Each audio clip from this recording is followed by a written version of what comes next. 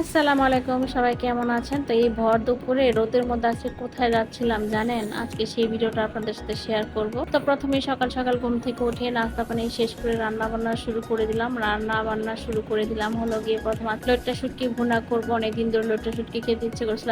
আর হলো গিয়ে একটু ডিম রান্না করব বাচ্চাদের জন্য, কারণ ওরা তো ডিম ছাড়া কিছু খায় না, যেহেতু আজকে বৃহস্পতিবার। আর একটু স্কুলের টিফিনের জন্য হলো বিরিয়ানি রান্না করব, যার জন্য খাবার একটু শর্টকাটে করে ফেললাম। আর এই তো দেখতেই পাচ্ছেন আমার ছোট ছেলে, ওকে আমাকে যেভাবে খাওয়াতে হয়, একটু পর পর আম্মু আমাকে খাবার দিয়ে যাও, একটু পর পর আমাকে ডাকে ওকে খাইয়ে দিতে, এরকম একটা অবস্থায় পড়েছি। আর এদিক দিয়ে আমার তাড়াহুড়া করে রেডি হইতে হয়। আপনারা সবাই জানেন যে বাচ্চাদের এখন স্কুল খুলে সকালে উঠে নিজে নাস্তা করে তারপর আবার বাচ্চাদের জন্য রান্না বান্না করা, নিজের সংসারে রান্না বান্না করা, সবকিছু নিয়েই একটা মানে তোলপাড় হয়ে যায় আর কি। তো এই তাড়াহুড়া করে রান্না বান্না করতে করতে আমার অবস্থা পুরাই শেষ। তো ফাইনালি কিন্তু আমার রান্না বান্না মোটামুটি শেষ হয়ে গেছে। আর এখনো কিন্তু আমার আপনাদের বাপ জানের এখনো খাওয়া শেষ হয়নি। একটু পরপর ওকে একটু একটু করে রুটি আমি চা দিয়ে ভিজা দিব, তার শেষ পর্যন্ত বললাম যে আর খেতে হবে না, তোমাকে একটু পর খাওয়াবো। তো বাকিটা আপনারা দেখেন সে কি করতেছে। আল্লাহ, দেরি হয়ে যাচ্ছে তো।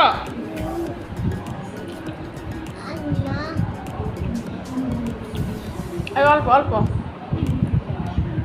তো দেখতে পাচ্ছেন তার সাথে আমার কিভাবে চলতে হয়। তো এইটুকু একটু খাইয়ে তারপর আমিও তার সাথে একটু খেলাম, দুই লোকমা খেয়ে বের হয়ে গেলাম মা ছেলেরা। তো মা ছেলেরা বের হইতে আমরা মা ছেলেরা তিনজন, আর ভর দুপুর পুরোই প্রচন্ড রৌদ্র। তো এই রৌদ্রের মধ্যে আর কি করার, এখন দেখি আপনার ভাইয়ের দোকানে গিয়ে দেখি সে এখন তার বাবার সাথে থাকবে, তা বেঁচে গেলাম এই রৌদ্রের মধ্যে তাকে না নিয়ে। আমি বের হয়ে গেলাম দুই ছেলেকে নিয়ে, ওদেরকে স্কুলে দিয়ে ভাবলাম যে তাহলে একটু শপিং মলে যাবো, যেহেতু বান্ধবীর বেবি হবে, তার জন্য আমাকে বলেছে কিছু কিনে দিতে, তার জন্য এখন বের হচ্ছি। দেখেন পুরাই একা, আর কি ভর দুপুর আসলে একা একা প্রচন্ড রোদ্রের মধ্যে ভালো লাগে না, কিন্তু শপিং মলের ভিতরে গেলে ভালোই লাগে। তারপর চলে গেলাম হলো কুশল সেন্টারে। তো কুশল সেন্টারে প্রথম নিচতলায় গেলাম, তো সেখান থেকে ভাবলাম যে সেখান থেকে কিছু কিনে, তো সেখান থেকে প্রথম ভিডিওটা করা হয়েছিল না। তারপর হলো কিন্তু দোতলায় উঠলাম, সেখান থেকে বাচ্চাদের এই পোশাকগুলো, যেহেতু ছেলে না মেয়ে এখন পর্যন্ত বলা যাচ্ছে না, যার এই পোশাকগুলো নেওয়া, যে ছোট বাচ্চা ছেলে মেয়ে যেটি হোক, সেই যে কালার হোক তাকে পরানো কোনটা ভাই, যাবে 50 টাকা সেটা এগুলো? করতে পারবে। আর এগুলো বাচ্চাদের জন্য ডিসিশন নেওয়াটা কিন্তু একটু কমায় রাখেন ভাই, একটু কমায় রাখেন।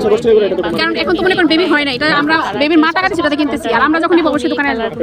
বলবো যে ওর জন্য বাচ্চার জন্য একটু হাত মোজা নিতে, এই গরমের মধ্যে হাত মোজার কথা বলছিলাম না। তারপর বললো যে না, ছোট বাচ্চা হওয়ার পর একটু শীত লাগে, হাত মোজা কিনে দিতে। তারপর হাত মোজা কিনলাম। তো এই তো ফাঁকে ফাঁকে শপিং করে বাসায় চলে আসলাম। আর এসে দেখি সারপ্রাইজ ভাই আসলো, বাবা একটু নারকেল দিয়ে দিল। আমি এই নারকেলটা খুব পছন্দ করি। আর মা কি তো এই তরকারি দিল। ফাঁকে খালাকে ফোন দিয়ে বললাম এসে ঘর মুছে দিয়ে যেত, খালা চলে আসলো। তো আজকের মতো এখানে সবাই ভালো থাকবো না।